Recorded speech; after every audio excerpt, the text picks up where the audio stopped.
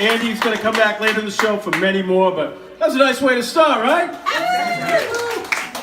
Now I want to bring up the host of this evening, of this beautiful, this is a great home or what? And you guys did a great job. Was the food awesome or what? Yeah! I want to bring up my friend Joe Satriano. Go.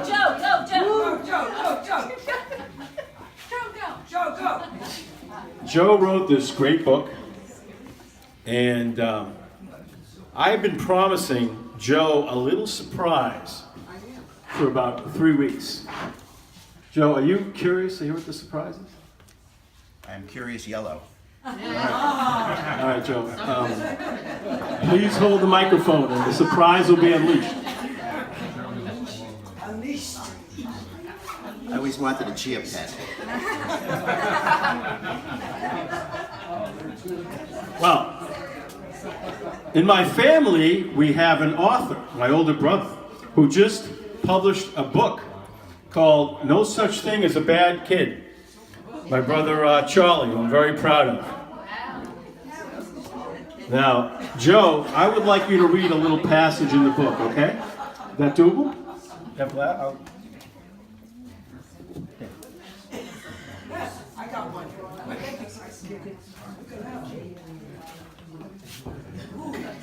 I need it for a second.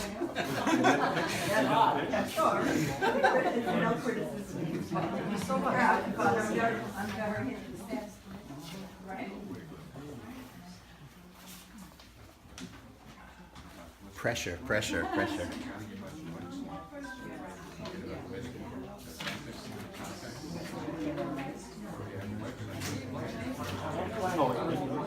Anyone know any funny stories? All right, Joe.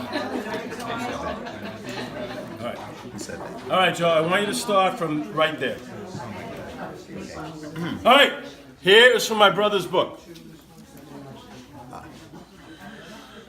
It says, another example of the exploration of control is the following story. My brother Howie, who is the host of a popular radio show in Page Turner.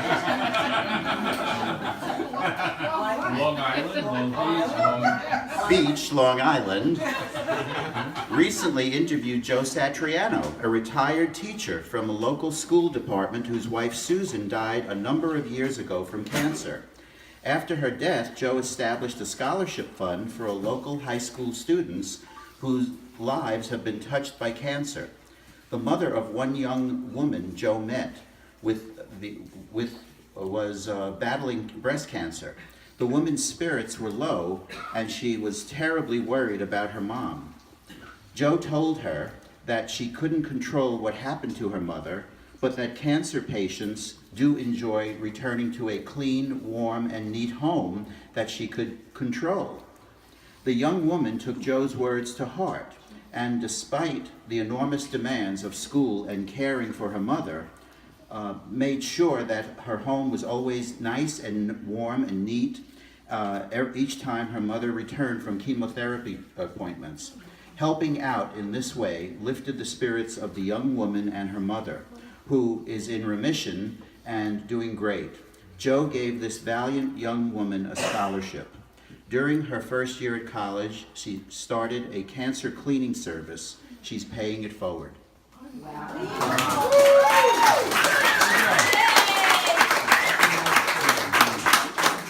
These are my brother's words. This is a gift. My brother's giving this book to you, and this is his words. Oh wait, let me get the glasses on again. Crying. Me too. Let's cry. Everyone cry, ready? 3, 2, 1. Howie, you're an awesome brother and a wonderful... Oh, I gave you the wrong book. Oh, beautiful. I have yours in the car. But how cool? But Joe, let me ask you a question. I grabbed the wrong one, but I have yours in the car. Don't worry. How'd you like that little section? That was beautiful, but I really like what he wrote to you. I forgot he signed one to me. That's why I thought there was only one. I grabbed the wrong one. A little humor to start off. But Joe, for some people that don't know you, let's talk about your story and how this book all came about.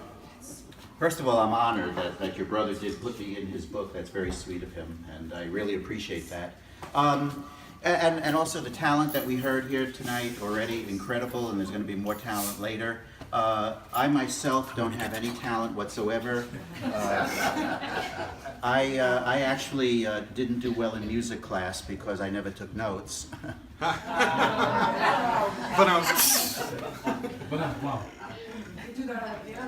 Is the microphone working? Hello? Hello?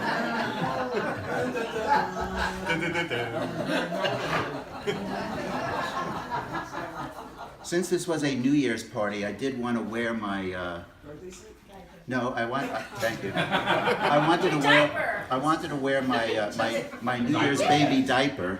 He did. But someone said it all depends.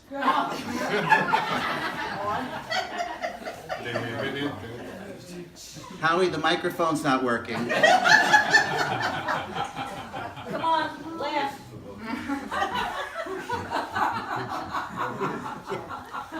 Anyway, so for those of you that don't know me, and I don't think there's anyone who doesn't know me, but anyway, I started a foundation named after my wife Susan after she had a 13-year battle with breast cancer.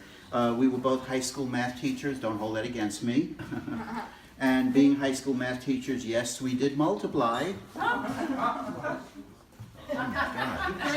This is supposed to be a fun party.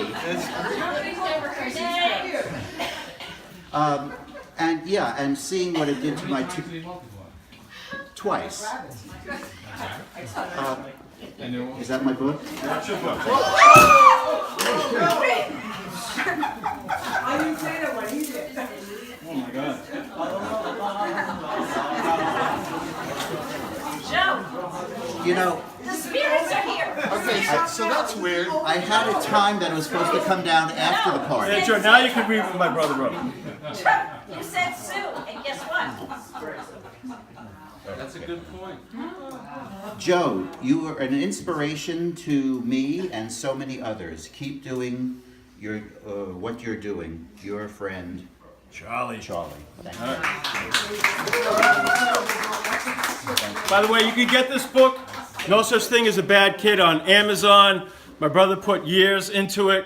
And in his field for social work, he's one of the best in the world. He literally has been to all 50 states, several different countries. So I'm very proud of my older brother, and I think it's really cool, Joe. And this might be the first time you were ever in somebody else's book, so very cool. Thank you. Wow, that's great. Thank you so much. Thank you. So just to make a short story long, which is what I tend to do, so I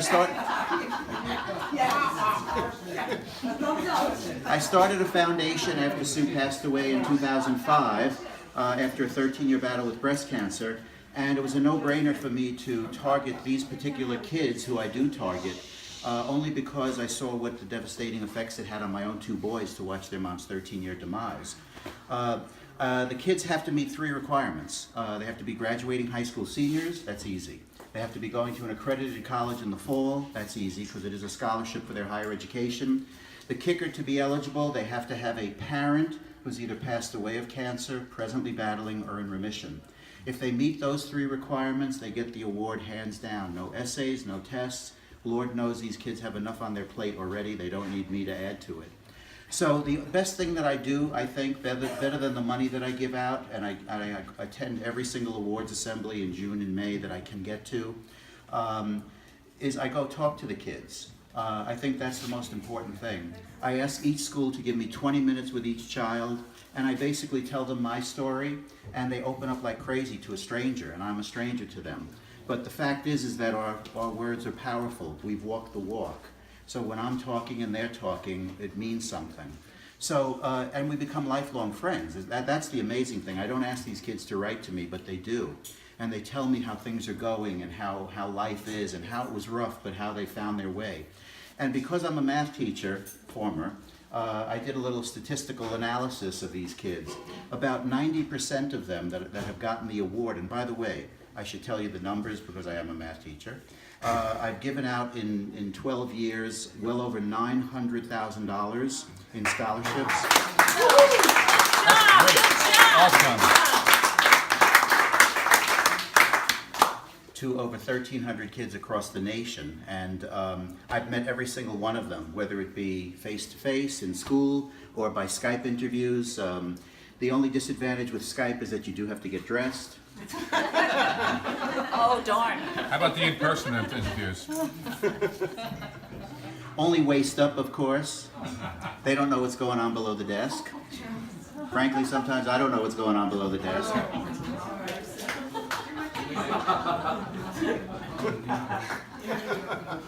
Rough crowd, Joe. Rough crowd. I'm going to wait for the next bus to come in. And, Oh, here's one now. anyway, there's one leaving at 5. No. Anyway, so it's been an incredible run for me to do what I do, helping kids. I found a new way to help kids without being in front of a classroom by starting the foundation. It's been amazing, and these kids, like I say, they write to me and they tell me, you know, the majority of the letters say one simple thing: thank you so much for the money that you give me, but more so, thank you for coming and telling me that you know what you're going through. And it's very simple to do that. And by the way, I myself don't have $900,000, okay? So that's why I rely on people like you guys, who are wonderful, to donate to the foundation and help out. I'm also very proud of the fact that you're looking at the foundation, it's me and me alone. 100% of what I take in goes right out to kids. I leave myself with a zero balance in June, and I start it up again from July until May to raise as much money as I possibly can. Unlike other foundations where every dollar that you give, maybe 20 cents of that dollar goes to what it's intended to go to, because you get calendars and address labels and all other kinds of administrative costs, that's not the case here. So I'm very proud of the fact that you know, what I take in goes right out. The other way that I fund the foundation, not only from wonderful people who give donations, I also, since my last name ends in a vowel, I rob banks. Oh, no. Hey, I'm insulted. With a gun. I have never had trouble moving my vowels, I will tell you that. Joe. Edit that. I actually surprised myself. I wrote a book. It's called In Sickness and in Health, A Memoir of Love. It's the story of my life with Susan. It's not a book about loss, even though you know the ending. It's a book about hope and optimism and love. That's the way we lived it. And the best part of the book is that 100% of the proceeds does go to the foundation. I do guarantee this, 2 things about this book. Being a former high school math teacher, the pages are numbered consecutively. Good job. Thank you. I knew the words would confuse you enough. I didn't want the pages to. It's something we can count on.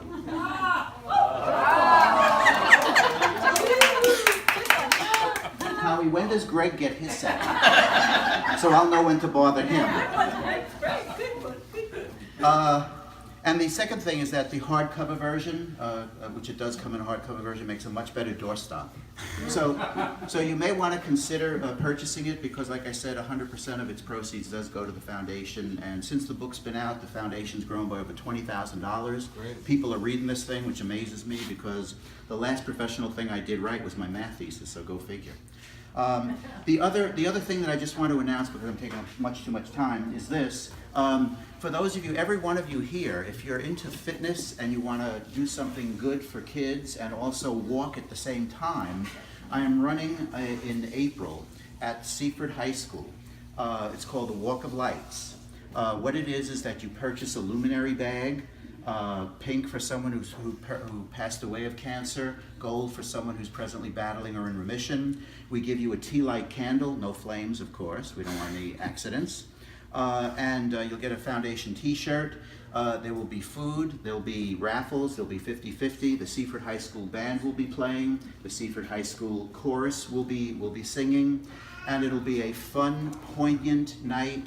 That's the effect I have on people, by the way. Hear them crying in the back there? Joe, what's the date? The date, oh thank you. The date is right now, it's April 24th, which is a Friday. Friday? No?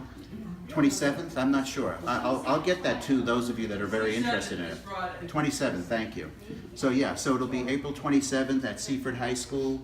It's a great night. We did this about 6 or 7 years ago at Oceanside High School. We made over 20.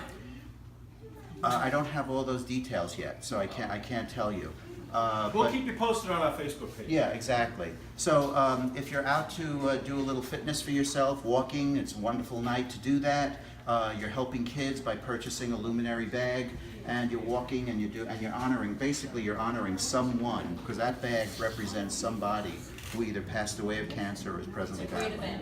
So yeah, it's a wonderful event, very poignant but fun, and hope to see you all there. So Howie, thank you so much. All right, before I end, Joe and I, over the years, have worked together, done great things together. I actually had the honor of introducing Joe when he had the Strawberry Fields at Oceanside High School. I introduced him, and we actually did a show in West Hampton Beach, Yes. promoting his big fundraiser. And we have good friends, and we have this great connection, kind of ironic connection. And here it is. I was born in February of 1957. So I believe that's 257. Last year, is it a coincidence or not? Joe gave out 257 scholarships. Wow. So how cool is that? It shows you, Joe, we have this connection. And how cool is that? 257 scholarships in 1 year. That's awesome. All right, now we're going to get back to the music.